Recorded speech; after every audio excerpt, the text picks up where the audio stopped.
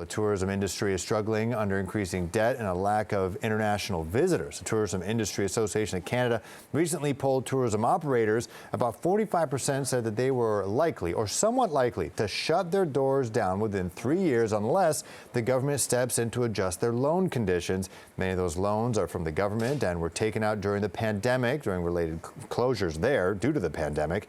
The association wants zero interest repayment extensions as well as an increase in the forgivable portion of fully repaid loans. Beth Potter is the president and CEO of the Tourism Industry Association of Canada. I kind of mapped it out a little bit, but tell me, okay, these businesses, what are they? These businesses are everything from attractions to accommodators to festivals, events, and food services, everything that makes up the travel and tourism industry in Canada. Right. And so they were taking out money during the pandemic, obviously. Like, I'm going to play ignorant here. They took out money to survive, basically, because they had to all shut down, right? And they had employees still. Is that why they took out money? Absolutely. So the hard costs of those businesses didn't go away just because borders were closed or everybody was told to stay home. We were, not permitted to gather in large groups. So their hard costs continued. It was not just wages for their staff, but also, mortgages or other supply chain demands that they had. So they took out emergency loans. The government made several options available to them. There was the Canada Emergency Business Account. There was the Regional Recovery and Relief Fund, and then there was the Highly Affected Sectors Capital Program. So CEBA, RRRF, and HASCAP. Businesses took advantage of these.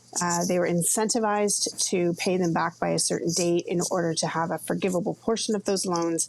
That date is coming up, and we are looking for a bit of an extension because, let's face it, the pandemic years and the impacts of all of those closures and has taken a little bit longer for us to overcome than originally thought. Right, because as tourism entities, you're banking on tourism coming back to pre-pandemic levels, and according to reports, that's just not the case. Explain that a little bit more. What's just not happening at the capacity that you need in order to repay these loans up to, I'm reading, $250,000?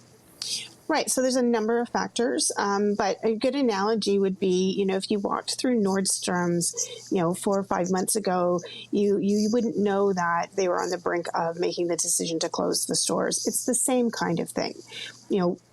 Businesses are certainly welcoming guests back to Canada, but the numbers of people that are coming back aren't at the same volume levels as they were prior to the pandemic.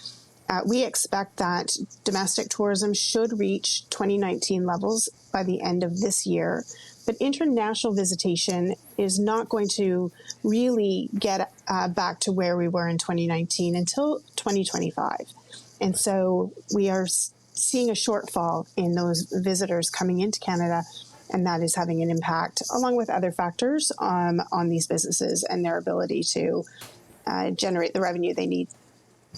All right, Beth Potter, President and CEO of Tourism Industry Association of Canada. Thanks for speaking with us, and hopefully more people visit and stay and spend money. We appreciate it. Thanks very much.